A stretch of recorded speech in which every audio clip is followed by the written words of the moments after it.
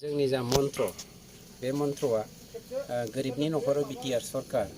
बे जोंनि प्रमद बर' बिथांनि दैदेननायावहाय जोंनि जा बिटिआर सरकारनि साफ्रोमबो इएम जिएम आरो मा होनो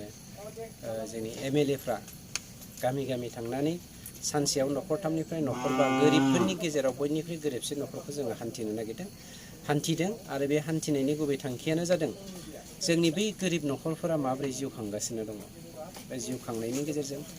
मा आंखाल जादों जेरै हमनानै ला बे नखरा दिनै दैनि आंखाल जादों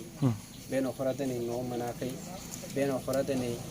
अरुणोदयनिफ्राय जानगारना थानो गोनां जादों माखासे टेकनिकेल प्रब्लेमनि थाखायनो जा बा माबा मोनसे जाहोननि थाखायनो जा दिनै माने सानफ्रामबोनि थांना थानायनि जा बोथिसे ओंखाम बे बोथिसे ओंखामनिफ्राय जानगारना थानो गोनां जादों बेफोर गासै जेंनाफोरखौ जों शेयार खालामलायनानै माबोरै सुफुंनो हागोन बे थांखिजोंनो जोंनि जा गुबै मन्त्र गोरिबनि नखराव बिटिआर सरकारनि हाबाफारिखौ जों जागायदों।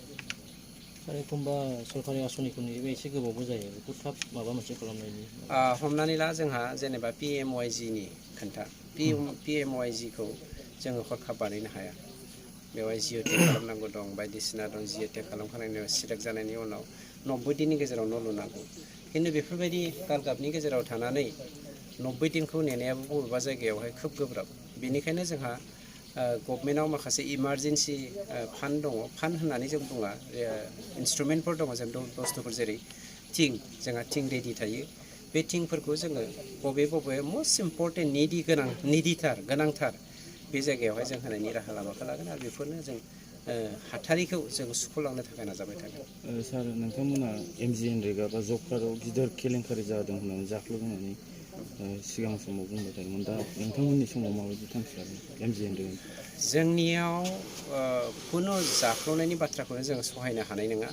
दासिम जोंना एमजिएनरेगानि खामानिया दासो स्टार्ट जादों आरो बेवहाय जाख्ल'नायनि बाथ्रायानो फैनो हाखाया आरो नोंथांमोननि मिडियाखौ जोङो सांग्रां जानो खावलायदों समाजाव जाख्ल'नाया जोबस्रांनाय बायदि जों बेखौ खामानि मावनांगोन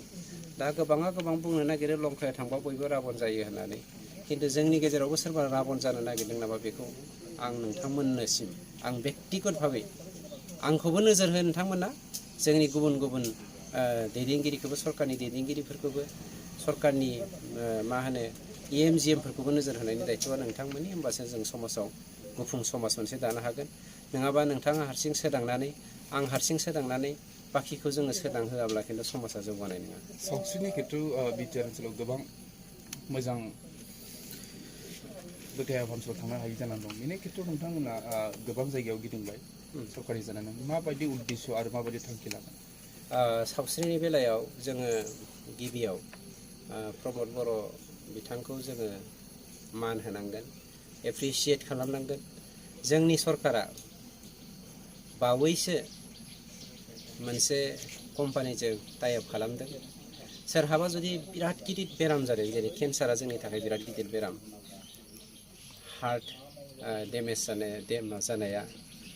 जोंनि थाखाय बिराद गिदिर बेमार बेफोरखौ फोसाबनायनि थाखाय मोनसे कम्पानिजों टाइ आप खालामदों दा बेफोरनिफ्राय माबोरै फ्रि ट्रिटमेन्ट मोनगोन बेखौ मिन्थिनो थाखाय नोंथांमोननि थ्रुयैदि नोंथांमोननि मेडियानि थ्रुयैदि जोंनि सावस्रि बिफाननि इएमनिसिम सावरायनो थाखाय आं नोंथांमोननि मेडियानि गेजेरजों फोरमायथिनाय जाबाय।